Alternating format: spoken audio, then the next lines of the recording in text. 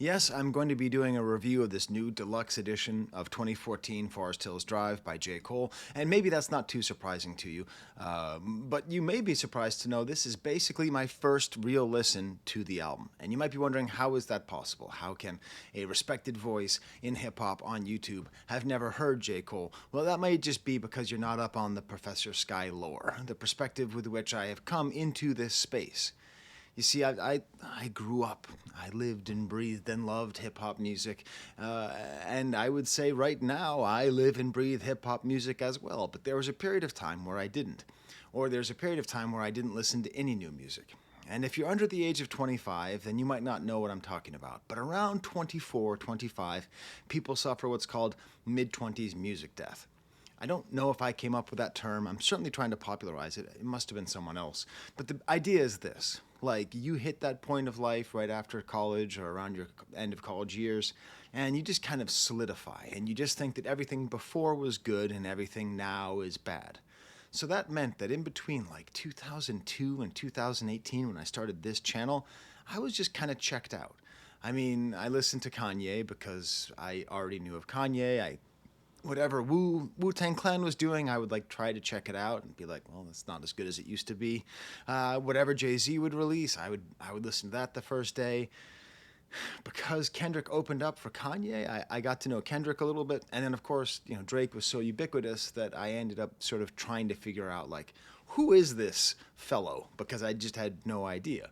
But that really left out J. Cole. And so that means that this whole time that I've been doing this channel and everyone's been having these big three debates, I've never understood it because I've never engaged with J. Cole in any meaningful way until I started this channel. I mean, I've listened to the KOD and I really enjoyed the off season. I liked Mike Delete Later. I generally like his music, that's what I thought, but I've never spent a lot of time with his masterpiece. So that's what this video is. I'm going to be sharing my perspective on that, and I have good news for you if you are a J. Cole fan. I wish I paid attention in 2014. I wish I was in a place all the way back then to really sit down and listen to this album, because I would have absolutely loved it. I would have thought it was great. I would have thought it was everything that I look for in rap music. That it's lyrical, that it's fun, that it's conscious, that it's personal, that it does everything. And all that balance, all that stuff I'm talking about, this album does it. I just wasn't paying attention. Thank you for auditing the Always Positive New Music Review Show, hosted by a French professor who wonders if you can guess what my favorite song is. Go ahead and put it in the comments if you want. We'll see if you're right. You're probably not. So, I've never really listened to this album. I must have heard it. I mean, my son's friends listen to a lot of rap music, and I know he used to troll his friends by calling him Jermid Cole. He doesn't even believe that. He just, likes trolling his friends. And I realized as I was talking about this, because I asked, my daughter asks me, my teenage daughter asks me almost every day, what video are you working on, Dad? Because she likes the channel, she's interested in music, all that. And I said J. Cole. And she was like, oh, is he the Dreamville guy? And I was like, yeah. She was like, I love Dreamville. And that's what I realized. Man, I love Dreamville. Like, whatever it is that J. Cole does as a rapper, his legacy is set in stone for me with Dreamville. I love Boss, I love Earth Gang, I love Jid, and I think it speaks really well of him that he's able to find and curate these artists. So I realized, well, I love Dreamville, but I'm not sure if I love J. Cole. And that's actually not quite the right way to put it, because I think I love J. Cole. I'm just not sure if I love his music. There's that whole thing a couple years ago, like, would you rather $1 million or one dinner with Jay-Z? Now, this is a weird thing, because the idea was the idea was about money, that you'd make more money having one dinner with Jay-Z than $1 million. Now, that's not the case. Seriously, that's just not the case. But that got me thinking, let's think of it as a different way. Like, what would you give to be in the presence, to have meaningful contact with someone who you look up to the most? And I thought about this, I thought about all my favorite artists, like would I want to would I pay a lot of money to eat dinner with Jay-Z? Well, probably not. I doubt he's a very engaging or fun person to be around. I love his art. I think he's a genius. He's my favorite MC, but I probably wouldn't want to actually be hanging around with him. At the time, Kanye West is my favorite artist. I still think he's the greatest artist, but I'm not sure if he's my favorite for the things he says and probably believes and some of the things he does. But man, never. I used to say that when I loved Kanye, I love him. I just hope I never meet him because I imagine he's just so unbelievably unpleasant to be around. And this extends to music, other music as well. Would I want to meet Tom York or Radiohead? I don't know. Would I have wanted to meet Kurt Cobain? I don't know. Probably not. But man, I would love to have dinner with J. Cole. This dude seems really interesting, really fun, really tapped in, really engaged, really involved. Involved and evolved. This album is so full of great concepts, philosophical positions, spiritual observations, that I bet he's like one of the coolest people in popular culture you could possibly hang out with. He may be the most likable figure in rap, which is what I think makes his whole presence in the beef so funny. I mean, he's so likable because, he sells tickets for $1 to his super fans. He did this whole podcast series where he talked about his whole career. If you haven't seen Rob Markman's work on J. Cole recently, you really should. I don't think he's trying to, but Rob Markman does some of the best advertisements for J. Cole possible. And, as I listen to this album, I just sort of wonder, was there really... Did I miss the time in hip-hop where there was space for this to be number one? This is awesome. That's what made 2024 so amazing is we had a lot of albums with this kind of balance. But I didn't know that there was a time in between when I stopped paying attention to rap and now where you could have something in the mainstream that was also this smart and this heartfelt. I made a thing called the Hip Hop Octans. You can look it up. I'll include a video in my description where I talk about the different things that a rap album can be. And it's very rare. I broke it into head, heat, and heart. And it's very rare that an album is very smart, is very heartfelt, and is very powerful and hot and sells super well. And this is one of those albums, and I just missed it. At least I got to Pimp a Butterfly. At least I picked up on that. But geez, this really does belong in that category. And so, in the beef, I compared him to Milhouse from The Simpsons because I thought he was just sort of starting everything and then backing away and being like, oh, me? But really, I understand, you can't understand his position in the beef, I don't think, unless you really understand his position to himself. And that's what I think you see in this album. And I don't think the character he's most like is Milhouse. I think the character he's most like is like Winnie the Pooh. I mean that as a compliment. He's like Winnie the Pooh. He's like Winnie the Pooh. He's he's not round. I don't know about his position on Honey or wearing pants. But I do know that he has this kindness to him, this understanding, and then this deep wisdom underneath. And sometimes maybe Charlie Brown. I think Winnie the Pooh meets Charlie Brown because he's also very good at describing oh, brother, I'm a loser, which is a very rare thing to say when you're making rap music. So it's great. It's this great balanced album. It's a great mixture of old sounds, of new sounds, of hard sounds, of soft sounds, this extraordinary balance.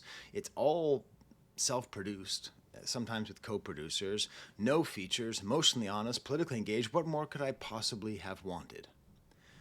And I realized, even though I feel this whole way, even though I have all these super strong feelings about this album, how much I like it and how much I respect it, I, Professor Skye, don't love it. And this is a hard thing because I realized listening to J. Cole and focusing on it that he really is the closest thing that we have to Nas, the next generation's Nas. Because Nas also struck that balance, and especially on his masterpiece Illmatic, right? But I appreciate Nas more than I enjoy listening to him, with the exception of Made You Look, which I think is maybe the best rap song ever made, but beyond most enjoyable rap song ever made. But in general, if I have 100 rappers to listen to, Nas is not going to be one of the first 30 that I put on for my enjoyment. Not my appreciation, my enjoyment. This is personal taste. This is not trying to be objective observation. And that's kind of the way I feel about J. Cole. And I think that that's probably how a lot of people feel. And I bet that's very frustrating for him. So anyways, but I don't want to spend the whole time comparing him to Nas. Instead, I want to compare him to a couple other people. A couple of people who are considered one-hit wonders in hip-hop. One, and I don't think you're ready for this. What's that thing they always say on the internet? But you're not ready for this conversation. Not only is J. Cole this generation's Nas, he's this generation's Skye Low. What's that? You don't know Skye Low? Well, he had a song called I Wish. And it came out, I think, in 95, very early. And I remember because it was a totally revolutionary rap song. It was a one-hit wonder, but it was a complete and total revolution. Because he said in the chorus, I wish I was a little bit taller. I wish I was a baller. I wish I had a girl who looked good, I would call her. I wish I had a rabbit in a hat with a bat and a 6'4" Impala. This whole song where he talks about being short and not being powerful, not being a baller, and not having a good-looking woman. Like this whole song, I remember hearing it, my friends and I hearing it, and just saying, oh my God. Finally, there's a rapper who's rapping about my life, about how I feel, about feeling too short or too ugly or whatever it is. Not having a 6'4" Impala might be more interesting than having a 6'4" Impala. Okay, so I've compared him now to one of the greatest rappers of all time, who I personally do not enjoy listening to all that much. I've now compared him to a one-hit wonder who you might not have heard of, but if you've never heard the song I Wish, the song is very, very good. The next comparison is going to be the highest compliment I can give. Perhaps my all-time favorite rapper to listen to. That doesn't mean I think he is the best, but he's the one I have derived the most enjoyment from my entire life. I'm talking about Biz Markie. And you may think it's Skye, you're crazy, man. How is the clown prince of hip-hop like J. Cole? Well, let me, what do you kids say? Cook, okay? First of all, self-produced. This is probably Biz Markie's masterpiece. His first album, Going Off, is the one that I think has the most influence because it has songs like Nobody Beats the Biz. His second album is the one that has Just a Friend, and it's a super well-made album as well. Third album is the famous album about copyrights, which we'll talk about. But this is sort of his most mature masterwork, and he produces the entire thing, except for maybe one or two songs produced by Salam Remy, who produced Made You Look. Anyways, this album, no samples cleared. This is a masterpiece. This is an absolute masterpiece album, and it's everything that I just said about J. Cole is in this. It's kind of political, it's kind of personal, it's fun, and you get the sense that you really like this guy because he's self-effacing and likable, self-produced and self-effacing. God, Kanye can't do that. And just not for nothing, but this album ends with a really long song that's just giving shout-outs to everybody. Okay, does that sound like any album that you know and that is generally respected as one of the modern greats? And also, there's a lot of anger at clearing samples on the J. Cole album. And this song is called All Samples Cleared because the previous album, Need a Haircut, see my copy of Need a Haircut has seen better days. That's the lawsuit that is the reason why sampling is the way that it is. Gilbert O'Sullivan, the man who ruined hip-hop, sued Biz Markie, and they had to take it off the shelves and all that. So I don't know. That's my fun little thing. Is J. Cole this generation's, or I guess last generation's, Nas, Skye Low, or Biz Markie? You can tell me that in the comments as well, and you can smash the like bucket and you subscribe. You know, I've been doing a lot of videos lately, but this one's really fun. This one's really fun for me. You can tell it's in the morning because I'm wearing my bathrobe. I still have to check on my baby monitor, make sure the 2-year-old is still asleep. She's still asleep. Don't wake her. She don't want to wake up. That was not a planned joke. That was a bad joke. Oh, hey, this is my mug.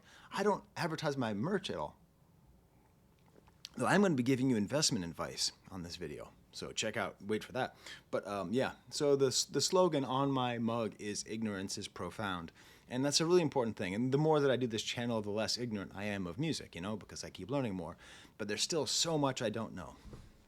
And the reason that's my slogan is because, you know, I'm a smart guy. I'm super educated, all that stuff, whip-de-woo. But, like, there's so much I don't know. And this is why it's so much fun to get to go back and review this. And to have the excuse of the bonus edition is really nice. Speaking of retro stuff, I actually went back and rewatched some of the OGs of YouTube music criticism. I watched Dead End Hip Hop's review of this from 2014. They really praised its honesty, and it's fun. There's an early appearance of someone saying that this is a great album because it doesn't scare girls. So the not scaring hose dialogue, I guess, was happening all the way back then. I also watched Anthony Fantano's review, and it's not that he doesn't age, it's that I think he ages at a different pace than everybody else. Because he's clearly older now than he was then, but he looks like 2 years older, not 10 years older. Anyways, what I like is that he sort of gets at his review, which I guess is famously low. I think he gave it a 6 or something.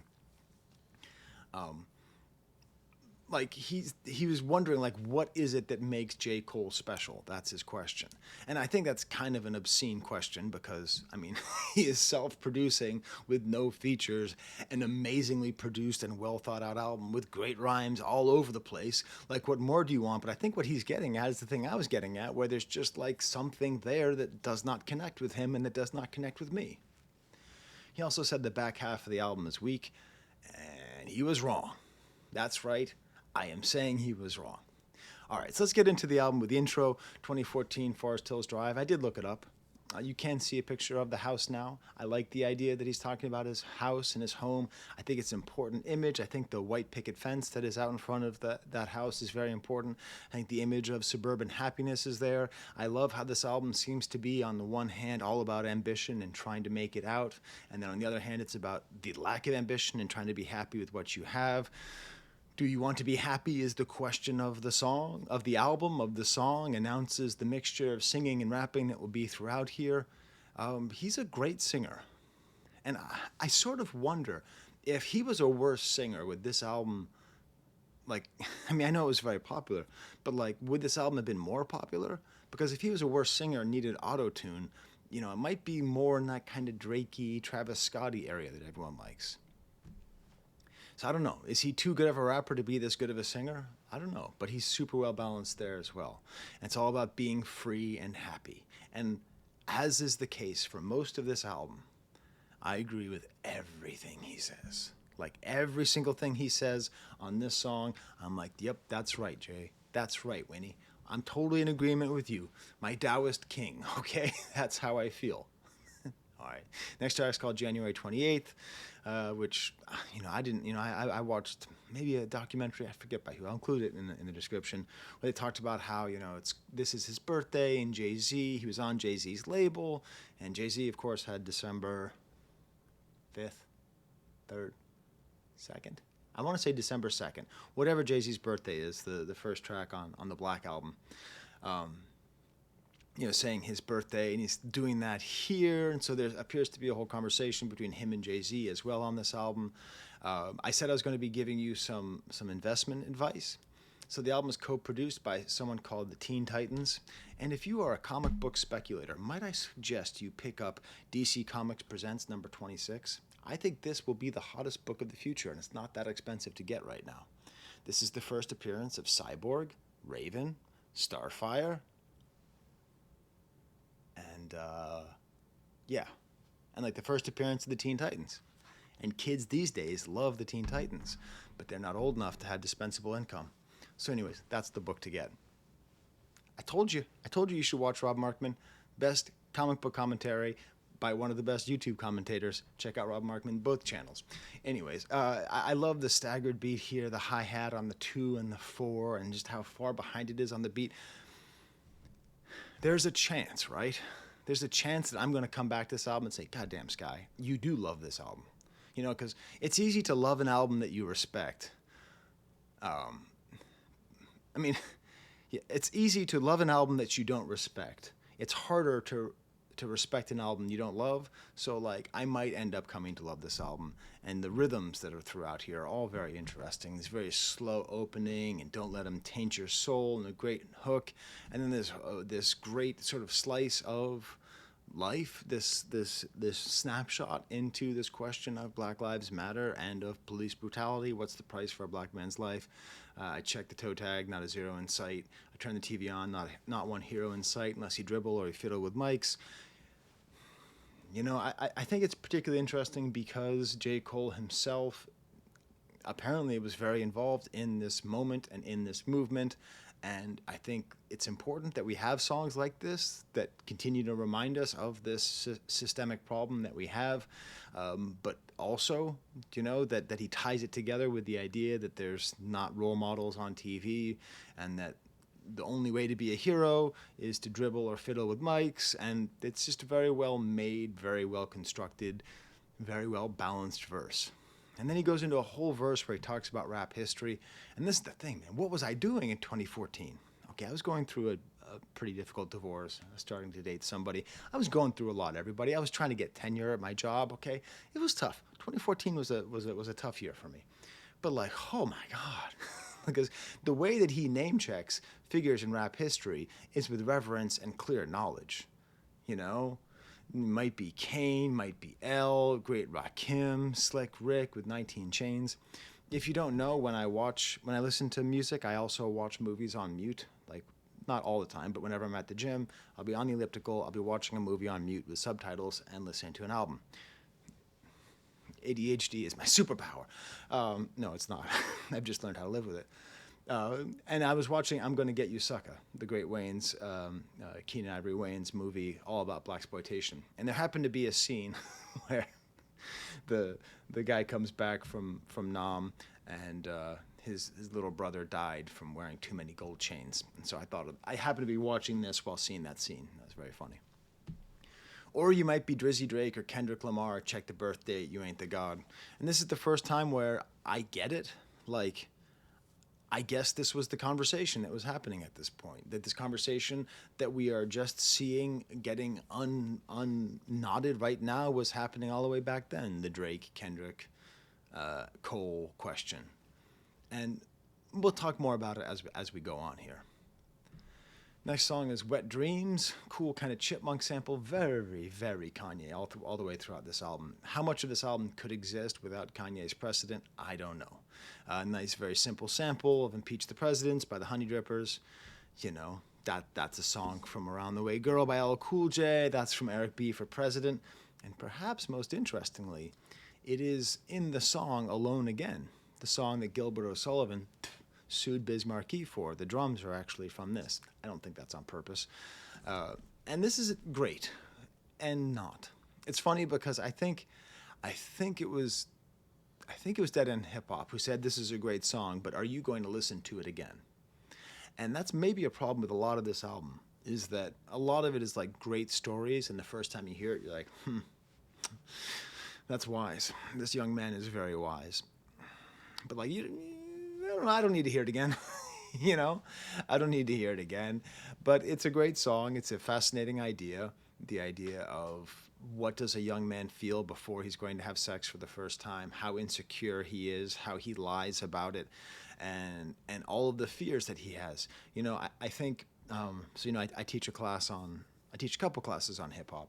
And J. Cole has often been the favorite rapper of a lot of the young men who I see, and statistically not all, but statistically the majority of my students at the school where I teach but do not represent on this YouTube channel are white, and many of them have picked J. Cole to be their favorite rapper, and I kind of get it, because there's something really universal in the way that he describes this insecurity. This insecurity is very relatable. I felt this way. I remember feeling this way.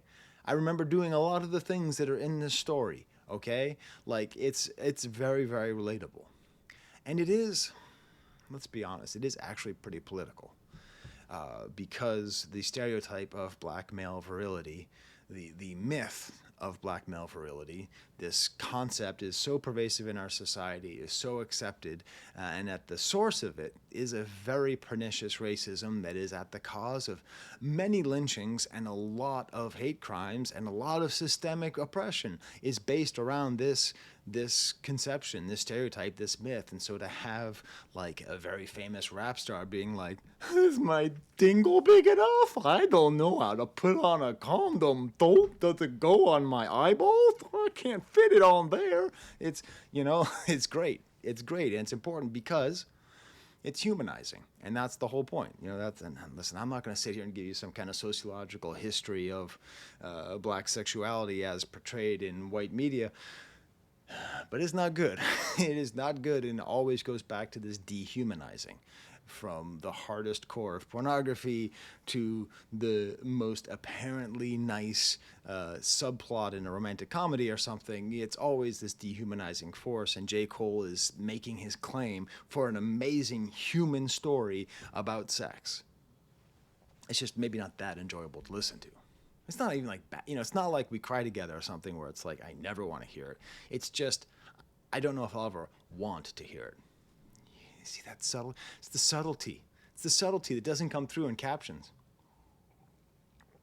'03 Adolescence is the next track. Beautiful harp and strings, almost kind of Marvin Gaye style.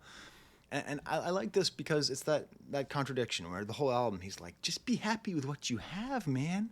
Why are you trying to get so much? I am a child of light. And then the rest of it is like, I was poor. I hated being poor. I want to be rich. I want to be rich. Grew up a fucking screw up, tie my shoe up. Wish there was newer. Damn, need something newer. You know, and she want a certain type of, and it's clear I'm not that guy, ball player, stall player. I'm just watching from the side. I'm going to keep reading these J. Cole lyrics. I wish I was a baller. I wish I was a little bit taller. I wish I had a girl who looked good. I would call her. I wish I had a rabbit in a hat with a bat. I wish I had a 64 Impala. I ain't grow up with my father. I ain't thinking about that now. Fast forward 4 years, I'll probably cry. Another great idea. Another great idea. Uh-oh. Which baby is that? Okay, good. That's not the one I'm in charge of.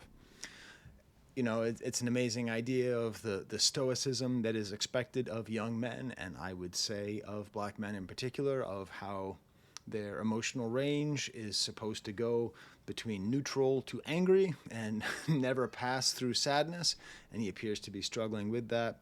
And it's this great question of who am I in the chorus, just who am I?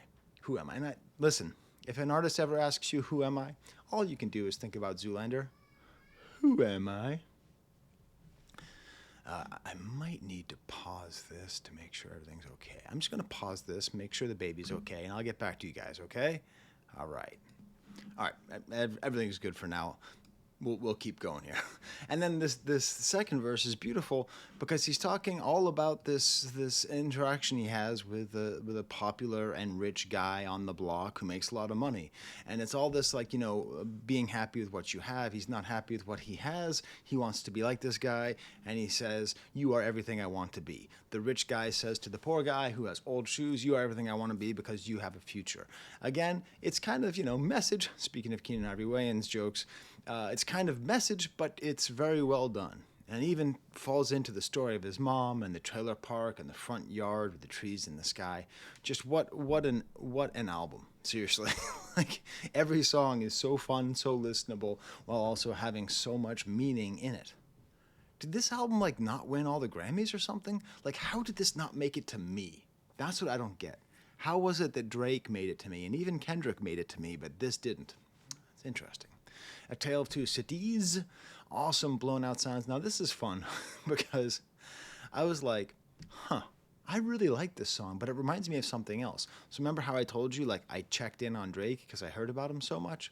Well, I did end up at some point downloading, I think I must have bought it on iTunes, if you're reading this, it's too late, because I love the song 0 to 100. And I sort of...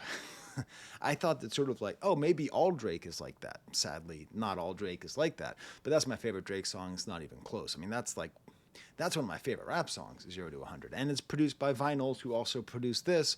And there's like, based on that and this, there's like a Vinyls sound. And what is he still doing stuff? What's up with Vinyls? This song is awesome.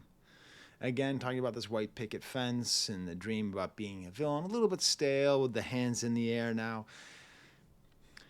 I think his biggest influence on his rapping style, and this is not, listen, I don't listen to the podcasts, I don't know the lore, I don't own the vinyl, I'm not on the blogs, okay? But I hear so much Tupac in the way that he rhymes. Really just his ability to emote and control his words and his play with emphasis. I want to flaunt true. I want to flaunt too. If they kill a dream, it will still haunt you. So you go ahead. You tell me in the annals of rap history lyrics that are better than if you kill a dream, it'll still haunt you. Because as far as I can tell, that's as good as it gets. I'm not saying it's the best, but it's hard to get better than that. Next song is called Fire Squad. This is basically just a Wu-Tang beat. How did I not hear this in 2014? Damn it. You know what it was? I think my kids were just a little too young to put me onto it. You know, like 9 was a little bit too young to be into this. It was just a couple years later. Just this great, I'm the greatest, and Keep It True Like Me, Cole Might Be, like the new Ice Cube meets Ice-T, meets Two Live Crew, meets the new Spike Lee, meets Bruce Like Wayne, meets Bruce Like Lee, meets O.T. Lil Wayne, the new White Tee. Just great, fun way of emphasizing his greatness and talking about his history and his knowledge of rap. Then this great political verse. So, like, how is it that I've talked so much about the relationship between white power structures and white musicians taking over black art, yet no one has pointed me to this verse? I just always go back to Eminem and, White America, or whatever. I am the worst thing since Elvis Presley. But this right here is doing a better job of that. Same way these rappers bite each other's flows. Same thing Elvis did with rock and roll, Justin Timberlake, Eminem, and then Macklemore. While Sillytons argue over who's going to snatch the crown, look around, white people have snatched the sound. This year I'll probably go to the award, dapper down, watch Iggy win a Grammy as I try to crack a smile. Amazing. It's great, because there was a time where Iggy Azalea was considered a rapper, I think, and was very popular, despite the fact that her lived experience had nothing to do with the lived experience of hip-hop culture and rap music, and everyone just kind of gave it a pass. This is a super political line. At this point, I blame you. Whoever you are watching this, if you watched me before and you never pointed me to this, what else are you hiding from me? And it's also talking about the crown, which is great because it's very clear. It just seems like J. Cole messed up, and thank God he did. It just seems like he messed up when he mentioned the big three, and he did the whole I'm Muhammad Ali thing. Because his whole thing, his whole steez is, there is no crown, we should not be fighting, isn't it great that we can all be together? Hip-hop is a competitive art, and he knows that, so he pays lip service to the competition by saying that he's the greatest. But he does that as a form, an exercise of the form. He doesn't do it as an actual statement of insecurity and or security and or desire to dominate. There's always a thin fakeness to him when he says that I'm the greatest and I'm the 28th and I'm the God MC. That isn't real, because that goes against his actual belief system. His belief system is, to a certain extent, anti-hip-hop. That doesn't mean he is, but if you don't believe that you should be fighting for the crown, one could argue, I would argue, many other people would argue, that you are not. But anyways, did I mention Bismarcky? I'm not saying that you're all mine. Don't own it. Don't. I'm not saying that you're all mine. Don't own it like a hornet, but you paid for the performance. God damn it. You want it. Bismarcky will often talk about not being the best, about being ugly and insecure and all that. And I think that's part of what makes him so likable and part of what makes him one of the best. Then we get to the shift in the album. And this is interesting because when I watched Fantano's review, he talked about Saint-Tropez. I don't think he pronounced it correctly the first time. But never make fun of someone who mispronounces something. It means they read the word first. And even when he did a revisit of it, and I watched that as well, and even then he still dislikes the song. I don't quite get it. I feel like this is a really important part of the album because it takes it into this breezier area, this breezy kind of jazz rap, this more singy area, and this whole kind of theme of on his way to Hollywood. Hollywood is a whole theme of this album. Hollywood is a place of ambition and uprooting. But I think it's important because it really shows this kind of journey that he's on with the things that take him away from his heart and his soul and make it that it's hard for him to smile. As he says, lately it's been hard for me to smile. Then we have the next song, Gommed, just beautiful. Get off my dick.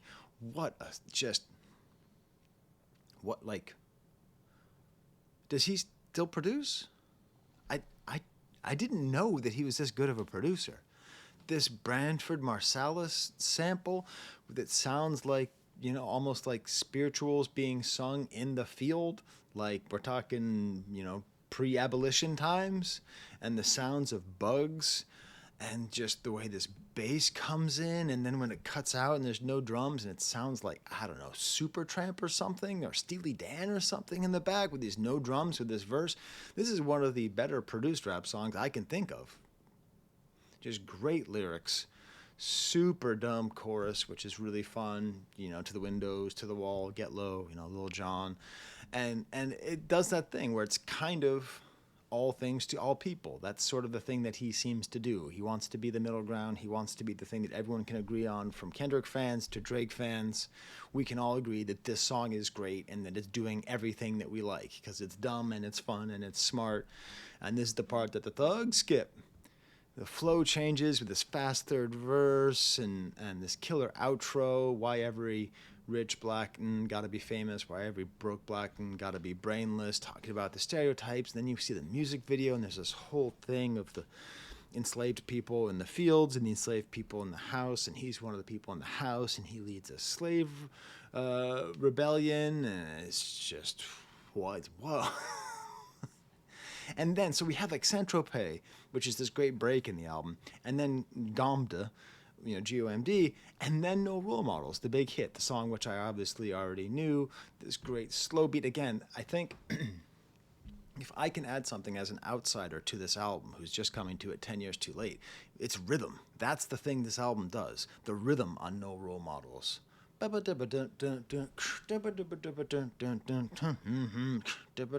Really an amazing play with rhythm here.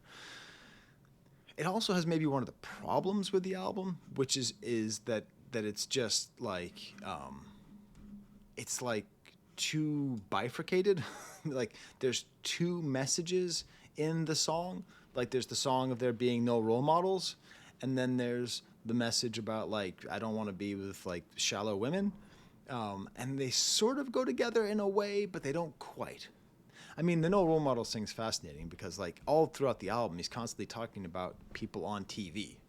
And at some point in the next month, I'm hopefully going to do a video about the soul of Tupac, and the way that the previous generation of rappers seems to be playing with it and thinking about it.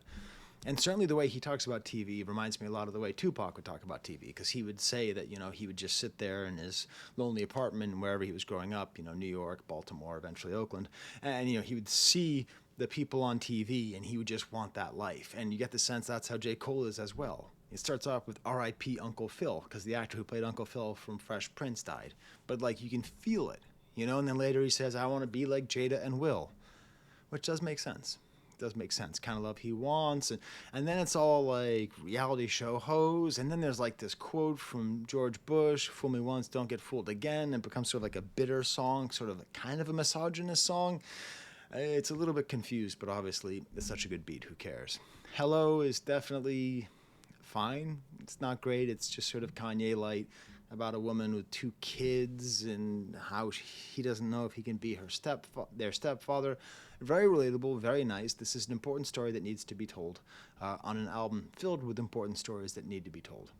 And then we get to, surprise, my favorite song, apparently. I don't know why. I do know why. It's the rhythm. There's almost polyrhythm at the beginning here. It's absolutely wild.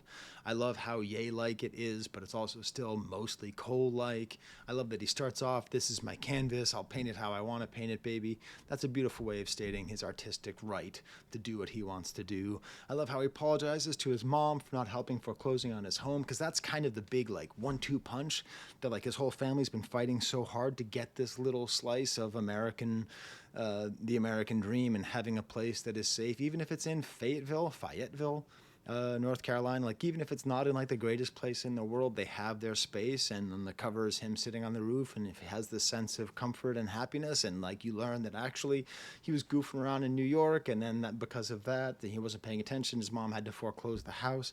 I guess if you actually go into it, is that she was married to an army guy, and the army guy wasn't sending the money. I don't know, but it's a beautiful little detail that the house that we're listening to talking about was foreclosed on. But apparently he bought it, so that's nice. Also, just one of the funniest scenes, and I'm going to get you suckers, the mom says, he's been gone for 10 years. I left your room just as you left it 10 years ago. And he goes in and it's all dirty and nasty because, you know, he was a teenage boy when he left. It kind of ties into this movie, to this album a little bit. Great echo and guitar part. I love just this guitar that comes through in this fast rapping style with a beat switch and I'm a hot dog ketchup. He's not afraid to be cheesy. I really appreciate that. Really well produced at the end with these little guitar lines. Just great. Okay, at this point, I think I need to say I think that Fantano is crazy for saying the back half of the album is not as good as the front half.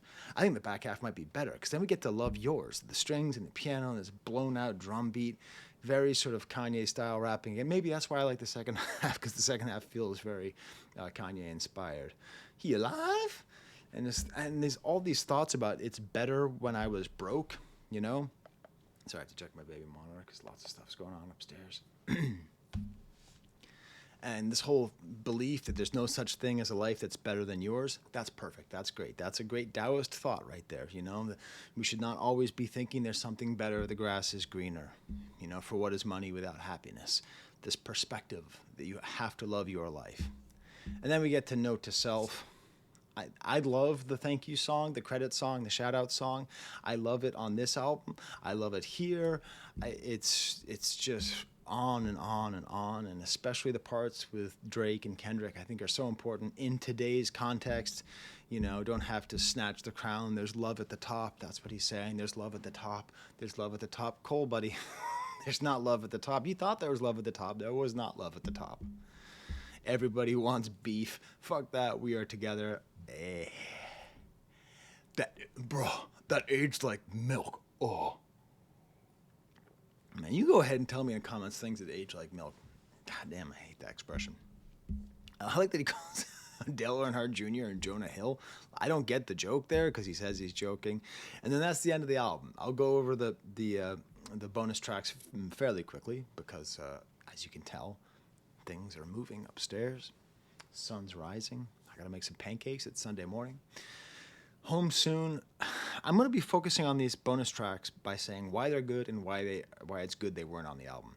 This is kind of a cool, smoky, cool beat. Flute, again, Cole's such a good producer. High energy, super Tupac rapping, more about the police violence. This is what I'm saying, like, this dude's wicked smart. Like, this is a wicked smart concept. The idea of somebody who is shot by the police when he leaves his house, instead of saying, I love you, says home soon. Like, that creativity is, I mean, that is like, did he major in creative writing at St. John's University? I'm sorry, you have to say it the proper way. Did he major in writing at St. John's University? I don't know. Because that is like, I mean, that is like outrageously, interestingly phrased. But I think maybe it's not on the album because, you know, we've already had a couple of Ferguson references, and also the second verse is like about sleeping a girl who doesn't really trust men and then sleeps with one and then finds out that he's with someone else. It doesn't follow the rule of threes. It's fine, and it's got some great things in it, but it's probably better that it's off the album. Next song is called Die Together. This one's got this great pitched up voice in the back. I love the bass. I've been complimenting the album for its rhythm. Listen to the bass track on this song. It's just great. But this is just sort of this whole story about, like, he does these third-person stories, which I don't like as much because he's way more interesting. Like, J. Cole's way more interesting than the people that J. Cole invents, you know? And with this story, it's like, I don't know, like, there's this whole bit where they're in the car and the police, or he gets into a shootout or something, and there's the implication that the baby is killed. It's fine, but it definitely does not need to be on the story. I also kind of tuned out a little bit during this song because I was at the shooting scene from I'm Gonna Get You Sucker. If you've never seen I'm Gonna Get You Sucker, you really need to see that movie. What a great movie. God. Next track is called Judgment Day. This great faraway beat sample from a Bulgarian song. Very cool.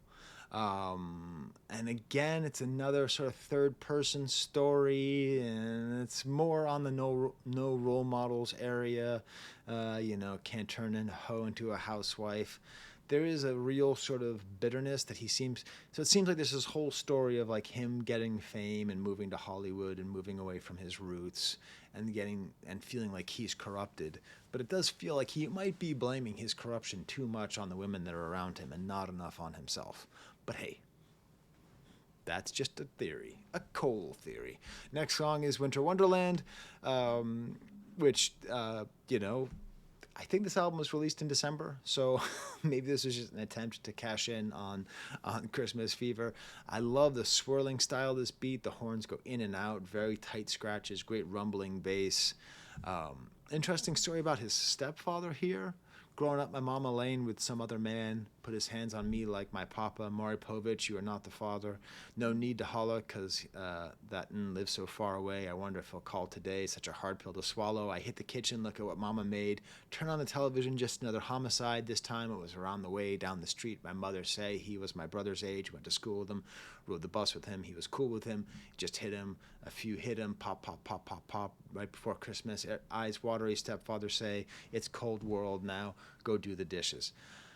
It's a beautiful song because, it's a thing which, there's that thing about you have to listen to people when they tell you their lived experience, and you have to believe them. So very often with people will tell you, people who are from lower socioeconomic brackets, people who are non-white people who grow up in difficult economic circumstances, they will try to explain to you how much closer violence and death is to them than it is to you, and how the trauma of growing up, just growing up in that place, can be enough to really affect you. I mean, no one does a better job of explaining that than Kendrick Lamar, but this is pretty good too, right? Because that describes it. That, it's just seeing something on the news, but it was someone close by, and it was something so close. It is all this death and trauma so close by. And I think this song describes it great. It's excellent. Keep Heaven Dancing feels a little uninspired. Kind of. This was the song where I realized, Nas. He's just Nas. This was the song. It's like, this is just a Nas style song with Nas style production and Nas style rapping, and it's great. Next track is Bone Thugs and Harmony featured Miles, and I'm glad this isn't on there because it would be terrible to have such a great album and have one feature and have that feature be Bone Thugs and Harmony. Hey, Bone Thugs and Harmony were big back when I paid attention to music, and I didn't like them back then. I don't go for the hemina. I've just never gone for it. I can appreciate it. I think it's great. I think it's great that they can do it. I think it's impressive they can do it. But I just hear hemina, and I'm not a fan of hemina. But it's interesting also too, this is entirely not produced by Drake. It's all produced by Dahi, who was going on a little run right here.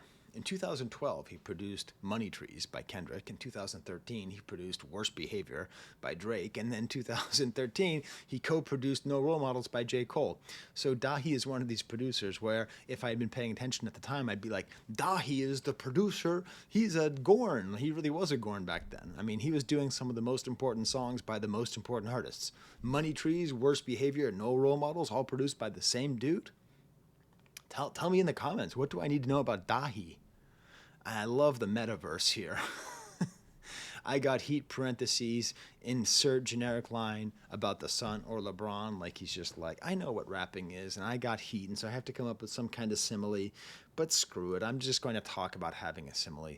Again, I predict he majored in creative writing, because he's just so creative here. And Bone Thugs are fine. I'm just not a big fan. Black Man in Hollywood, a consciously LA beat. He's trying to sound like Chronic 2001 with a very Dre style guitar, very Snoop style la la la's. It's all about, I guess, a black man in Hollywood, how difficult it is.